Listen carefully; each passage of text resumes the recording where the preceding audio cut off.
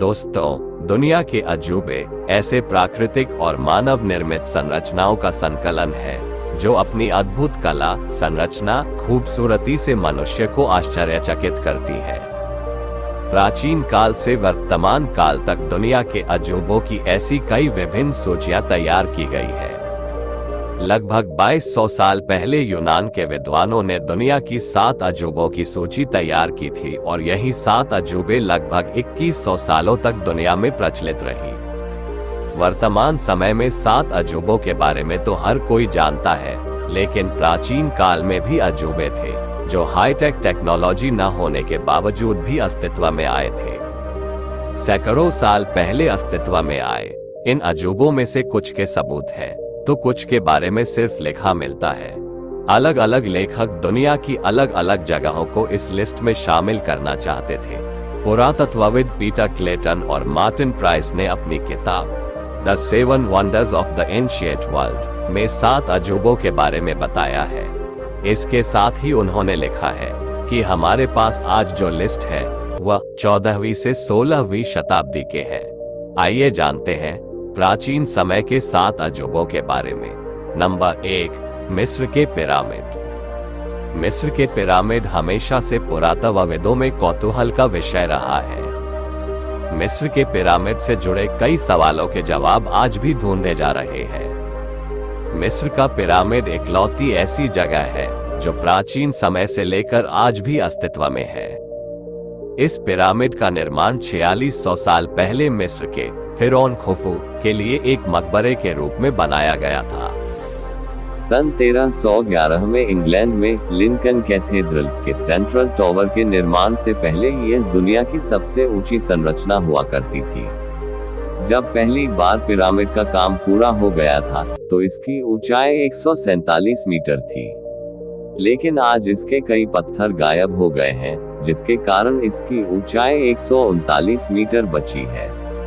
Pyramid के अंदर एक ताबूत का कमरा है जहां एक गैलरी के जरिए पहुंचा जा सकता है। आमतौर पर इसे किंग्स चेम्बर कहा जाता है। इसके अलावा पिरामिड में क्वींस चेम्बर भी है। 2017 में वैज्ञानिकों को स्कैनिंग के दौरान एक और चेम्बर दिखा था। नंबर 2, बेबीलोन के झूलते बगीचे। बेबीलोन के झूलते बगीचों के बारे में माना जाता है कि यह बाग इराक के बेबीलोन शहर में स्थित थे। हालांकि इसके कोई पक्के सबूत नहीं हैं जो इस बात को साबित कर सके कि यह बाग असल में थे, लेकिन किंवदंतियों के अनुसार 600 ईसा पूर्व बेबीलोन के राजा नबूकदनेस्सर द्वितीय ने इसे अपनी पत्नी के लिए बनवाया था। बताया जाता है कि यह बाग जमीन पर न होकर एक महल पर बना था। इसमें झरने भी थे। हालांकि कई प्राचीन लेखकों ने इस बाग का जिक्र किया है। प्राचीन यूनानी इतिहासकार डियोडोरस सिकुलस ने पहली शताब्दी में लिखा कि बगीचे पहाड़ी की ढलान वाली संरचना पर बने थे। कई हिस्से सीढ़ीनुमा तरीके से एक दूसरे से जुड़े थे। हालांकि वर्तमान में पुरातत्वविदों ने खुदाई की, लेकिन उन्हें इस तरह की कोई संरचना नहीं मिली। नंबर 3, ओलंपिया में जियस की मूर्ति। प्राचीन ग्रीक लेखक स्ट्रैबो ने 64 ईसा पूर्व से 24 ईसा पूर्व में लिखा है। ग्रीस के प्रमुख ओलंपिक देवता जियस या बृहस्पति की मूर्ति लगभग 450 ईसा पूर्व में बनाई गई थी, जिसकी ऊंचाई 40 फीट थी। इस मूर्ति की खास बात यह थी कि इसे बनाने में बड़े पैमाने पर हाथी दांत का इस्तेमाल किया गया था। बृहस्पति को इसमें बैठा दिखाया गया है। इसमें उसका सिर छत को छू रहा है, जिससे ऐसा प्रतीत होता है कि अगर वह खड़ा हो गया तो मंदिर की छत को खोल देगा। सुएटोनियस ने लिखा कि रोमन सम्राट कैलिगुला ने 40 ईसा में आदेश दिया कि जियस के साथ साथ ग्रीस में स्थित सभी मूर्तियों का सिर काट कर लाया जाए और उन सभी के धड़ों पर उसका चेहरा लगा दिया जाए। हालांकि कैलिगुला का आदेश लागू हो पाता इससे पहले ही उसकी हत्या हो गई थी। इस बात की कोई जानकारी नहीं है कि मूर्ति कब नष्ट हुई थी। माना जाता है कि 5वीं शताब्दी में जब ईसाई धर्म ग्रीस में फैला, उस दौरान यह नष्ट हुई होगी। नंबर 4, अर्तेमिस का मंदिर, तुर्की। इतिहासकार माइकल इम्मेंडोफे आर्टेमिस के मंदिर पर लिखी अपनी एक किताब में बताते हैं कि मंदिर करीब 550 ईसा पूर्व में बना था।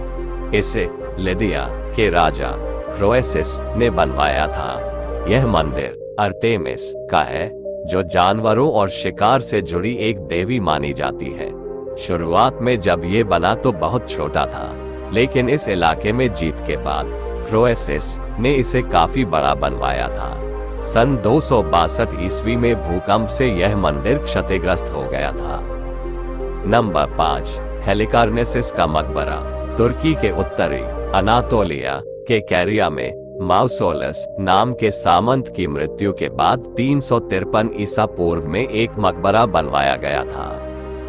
वहीं रोमन लेखक प्लिनी द एल्डर 23 ईस्वी से 79 ईस्वी में लिखते हैं कि इस मकबरे को बनाने में बेहतरीन मूर्तिकारों की एक टीम लगी थी।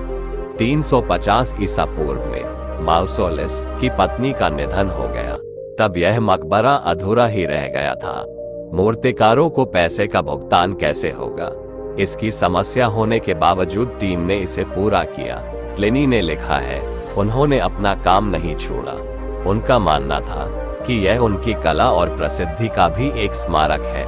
यह इमारत 43 मीटर ऊंचा था और यह पिरामिड की तरह दिखता था। नंबर 6, रोड्स का कोलोसस, ग्रीस। रोड्स का कोलोसस ग्रीक सूर्य देवता हीलियस की मूर्ति थी। वर्तमान तुर्की के रोड्स में तट से जुड़े एक टापू पर इस विशाल मूर्ति को 280 ईसा पूर्व में बनवाया गया था। 226 ईसा पूर्व में एक भूकंप के कारण यह मूर्ति नष्ट हो गई। इस मूर्ति का आज कोई भी हिस्सा नहीं है। इसके अलावा इसकी सही जगह पर भी बहस होती रही है। बताया जाता है कि यह मूर्ति 34 मीटर ऊंची थी। नंबर 7, अलेक्जेंड्रिया का लाइट हाउस, ग्रीस। अलेक्जेंड्रिया का लाइट हाउस नाविकों को रास्ता दिखाने के लिए था। फिरौन टॉलेमी द्वितीय फिलाडेल्फस, जिन्होंने करीब 285 ईसा पूर्व से 246 ईसा पूर्व तक राज किया था, उनके आदेश पर ही इस लाइट हाउस को बनाया गया था। प्राचीन इतिहासकारों के मुताबिक मिस्र में अलेक्जेंड्रिया का बंदरगाह उस समय दुनिया के सबसे बड़े बंदरगाहों में से एक था। बंदरगाह के लिए प्रवेश करने के दौरान ये फेरो के द्वीप पर बनाया गया था। दिन में ये लाइट हाउस एक आईने से सूर्य की किरणों को प्रतिबिंबित करता था। वहीं रात में जब जरूरत पड़ती थी तो इसमें आवश्यकता के हिसाब से आग लगा दी जाती थी। बताया जाता है कि लाइट हाउस करीब 122 मीटर ऊंचा था और 14वीं शताब्दी में यह लाइट हाउस भूकंप से ढह गया था। अच्छा दोस्तों, आज के लिए बस इतना ही। उम्मीद है कि आपको यह वीडियो देखकर काफी कुछ जानने को मिला होगा। आपको अगर वीडियो पसंद आया है तो लाइक कर दीजिए, और अगर चैनल पर नए हैं और चैनल को सब्सक्राइब नहीं किया है तो चैनल को सब्सक्राइब करना और बेल आइकन को दबाना न भूलें। धन्यवाद।